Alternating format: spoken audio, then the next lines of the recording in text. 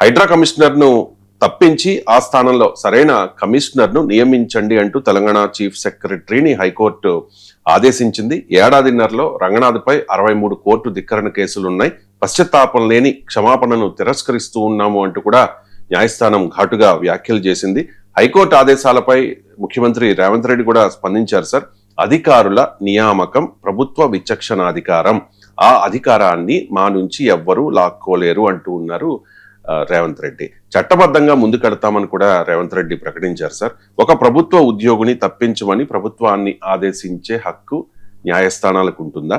And అధికారుల నియామకం ప్రభుత్వ విచక్షణాధికారమేనా? ఏమంటారు సార్? ఇప్పుడు అధికారుల నియామకం ప్రభుత్వ విచక్షణాధికారమే, దాంట్లో అనుమానం ఏమి. మరి కోర్టు ఎలా నియమిస్తుంది? కోర్టు ఇక్కడ పెట్టండి అక్కడ పెట్టండి. కోర్టు ఏమైనా చట్టాలను ఉల్లంఘిస్తే చర్య తీసుకోవచ్చు.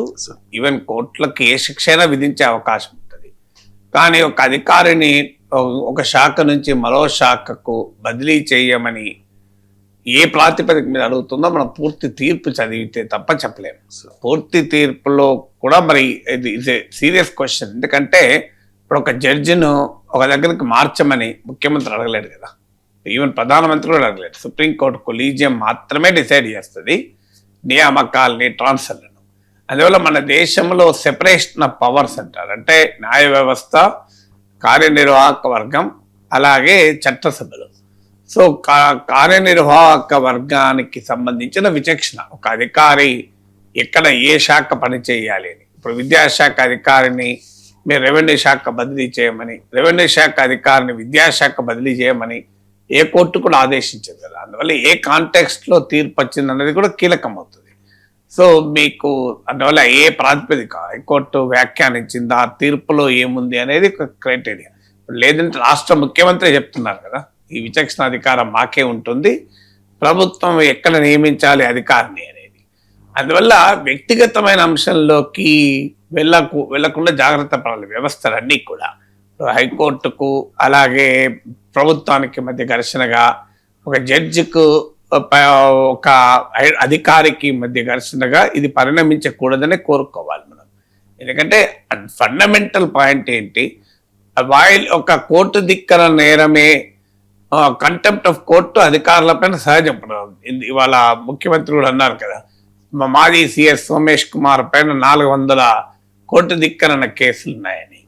ఎందుకంటే అది వ్యవస్థకు నాయకత్వం వహించినప్పుడు ఆ వ్యవస్థ పైన ఉన్న కేసులన్నీ వ్యక్తి పైన ఉన్న కేసులుగానే ఉంటాయి. సో ప్రతి ప్రభుత్వం పైన కేసు ఉంటాయి, కీలకమైన ప్రభుత్వ అధికారుల పైన కేసులు ఉంటాయి. అధికారులు మారి ఇంకో అధికారులు వచ్చినప్పుడు ఆ కేసులు ఆ అధికారులు ఉంటారు.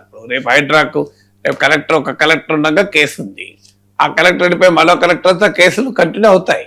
ఎందుకంటే అది వ్యవస్థ తప్ప వ్యక్తులు కాదు.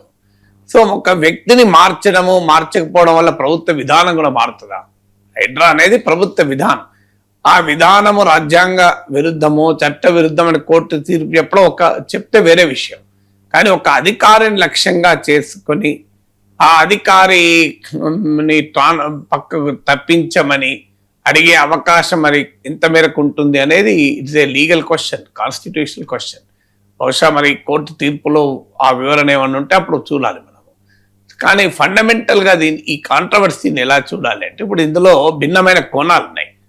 ఒక్క కోణం ఏంటంటే మీకు ఇవాళ ముఖ్యమంత్రి స్టేట్మెంట్లోనే ఉంది, కొంతమంది భూ కబ్జాదారులు కేసులు వేస్తున్నారు, చట్టాన్ని, న్యాయ ప్రక్రియను, కోర్టు తప్పే ఉంది, కోర్టు ముందు వాళ్ళు కొన్ని డాక్యుమెంట్లు పెడతారు, కోర్టు ఆటోమేటిక్గా మీకు స్టే ఇస్తుంది. సో స్టే ఇచ్చిన దాన్ని ఉపయోగించుకొని వీళ్ళు అనుభవిస్తూ ఉంటారు. ఇప్పుడు మీకు భూ సంస్కరణ చట్టాలు వచ్చినప్పుడు కూడా ఇదే రకమైన పరిస్థితి వచ్చింది. భూ సంస్కరణ చట్టాలు వచ్చినప్పుడు కోర్టుకు పోవడం, భూస్వాములు ఆ కోర్టులకు వెళ్ళి అడుకోవడం. అప్పుడు అనివార్యమయ్యే 9th షెడ్యూల్లో భూ సంస్కరణ చట్టాన్ని చేర్చారు. ఆ రకంగా 9th షెడ్యూల్ ముందుకు వచ్చింది. అందువల్ల న్యాయ ప్రక్రియకు దుర్వినియోగం చేసుకుంటూ భూ కబ్జాదారులు కోర్టులకు వెళ్ళే అవకాశాలు కూడా ఉంటాయి. అందువల్ల అలా భూ ఆక్రమణను మనం ఏనాడు ఎదుర్కోలేము. ఇవాళ పత్రికల్లో ముఖ్యమంత్రి చేసే ఆరోపణ, నిర్దిష్టంగా ఒక ఆరోపణ చేశారు, బతుకమ్మ కుంట కబ్జాదారుడే కోర్టుకెళ్ళి హైడ్రా పైన ఈ కోర్టు ధిక్కరణ కూడా పిటిషన్ వేశారు. అతనే కేసీఆర్ కు విమానం నుంచి పూలు జల్లారని కూడా ఒక పొలిటికల్ ఆరోపణ కూడా చేశారు. సో నిజంగానే మరి ఇందులో భూ కబ్జాదారులే వెనకాల ఉండి న్యాయ ప్రక్రియను మిస్యూజ్ చేసుకుంటూ హైడ్రా పనిని అడ్డుకుంటున్నారా? ఎందుకంటే హైడ్రా చేసే పని సహజంగానే భూ కబ్జాదారులకు ఇబ్బందిగా ఉంటుంది. అది ఒక యాంగిల్లో ప్రభుత్వం నుంచి వస్తున్న ప్రశ్న. కేసీఆర్ బీఆర్ఎస్ నుంచి వస్తున్న ప్రశ్న ఏంటంటే కాంగ్రెస్ వారి భూ ఆక్రమణ గురించి పట్టించుకోవడం లేదు అని. సో కాంగ్రెస్ వారి భూ ఆక్రమణ పట్టించుకోవడం లేదు, బీజేపీ వాళ్ళము ఓవైసీది ఆక్రమణ పట్టించుకోవడం లేదు. అందువల్ల క్లారిటీ రావాల్సింది ఏంటి అంటే మీకు హైడ్రా అనేది అవసరమా లేదా? Number 1 question. అవసరము అనుకున్నప్పుడు హైడ్రా చేసినటువంటి ఇప్పటి వరకు తీసుకున్నటువంటి చర్యలు సమంజసమా కాదా? 2. 3. హైడ్రా వదిలివేసినటువంటి పనులు ఉన్నాయా?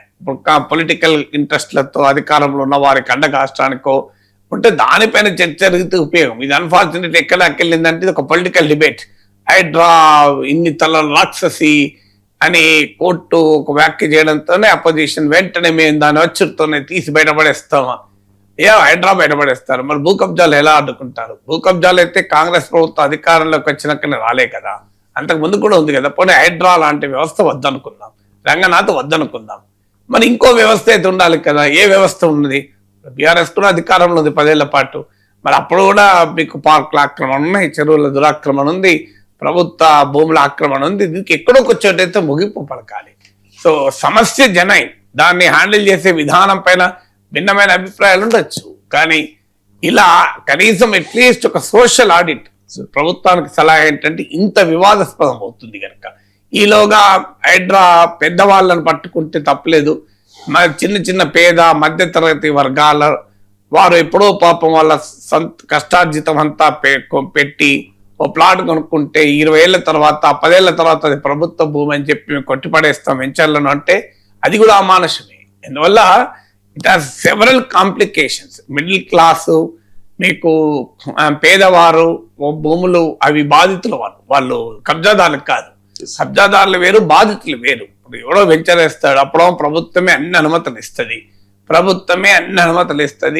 మీకు కూడాల అనుమతులు ఇస్తుంది, పంచాయతీలు అయితే గ్రామ పంచాయతీ అనుమతి ఇస్తుంది, లేదంటే జిహెచ్ఎంసీ అనుమతులు ఇస్తుంది, అన్ని అనుమతులు ఇస్తారు, ఎలక్ట్రిసిటీ కనెక్షన్ ఇస్తారు, పవర్ కనెక్షన్ ఇస్తారు, అన్ని ఇస్తారు. ఆఖరికి కొన్ని చోట్ల ఈవెన్ ప్రభుత్వాలు కూడా బాణాలు ఆడుతుంటాయి.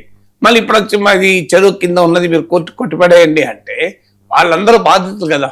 మీరు మన దేశంలో నేను ఒక మధ్యతరగతి బిడ్డను, నాకు ఏదో ఇంత కష్టపడి ఒక ప్లాట్ కొనుక్కునే కెపాసిటీ ఉంటుంది.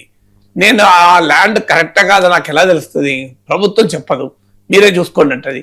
సో ఉన్న డాక్యుమెంట్లతో కోట్లుగా లాయర్ చూపెట్టుకుని కొంటారు. పోనీ ప్రభుత్వం ఒక వ్యవస్థను ఇవ్వండి, మేము ఒక ల్యాండ్ మీద కొనొచ్చా కొనకూడదా, మీరు ఒక 5,000 రూపాయలు తీసుకోనో 1,000 రూపాయలు తీసుకోనో మీరు ఒక ఏజెన్సీ పెట్టండి.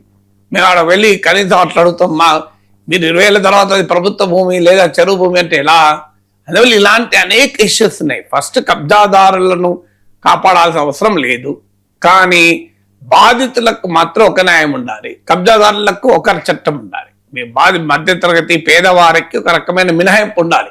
వారికి ఏదో రూపంలో లేదు, మీరు ఆ వెంచరేస్ నుండి పట్టుకుని మన ఆస్తులు జప్తు చేసి ఆ నష్టపరిహారం చెల్లిస్తారా? వాడమే వెళ్ళిపోతారు, లాభాలు సంపాదించుకుని అక్కడి నుంచి మాయమైపోతారు, ఆ కంపెనీ కూడా మూసేసుకుంటాడు అవసరం వస్తే. చాలా మంది రియల్ ఎస్టేట్లు చిన్న వాళ్ళు ఏం చేస్తారంటే వాడు ఒక్కొక్క వెంచర్కు ఒక కంపెనీ లాంచ్ చేస్తాడు, ఆ వెంచర్తో ఆ కంపెనీ క్లోజ్ చేసి పడేస్తాడు, ఇంకో వెంచర్కి వెళ్ళిపోతాడు. సో అందువల్ల దీంట్లో ఉన్న కాంప్లికేషన్స్ అన్నిటినీ కాంప్రిహెన్సివ్గా అడ్రస్ కావాలి.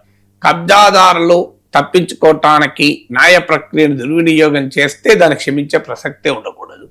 అలాగే మధ్యతరగతి పేదవారు ఈ భూ కబ్జాదారుల వల్ల లేదా ప్రభుత్వ అసమర్థత వల్ల బాధితులైతే వారి పట్ల ప్రభుత్వం కాస్త బెతక వైఖరి అనుసరించాల్సిన అవసరం ఉంటుంది. ఇష్టం వచ్చినట్టుగా మధ్యతరగతుల అపార్ట్మెంట్లు ఇండ్లు కూల్చాల్సిన అవసరం లేదు, పేదవాళ్ళ ఇల్లు కూల్చాల్సిన అవసరం లేదు. అలాగే ప్రభుత్వానికి అండగా ఉన్న అధికార పార్టీ వారికి కానీ, అధికార పార్టీకి అనుకూలంగా ఉన్న వారికి కానీ, లేదా అధికారులకు సంబంధించిన వారికి కానీ వాళ్ళ భూముల్లో కనుక హైడ్రా వెళ్ళకపోతే దానికి ఖచ్చితంగా తప్పు ఉంటుంది.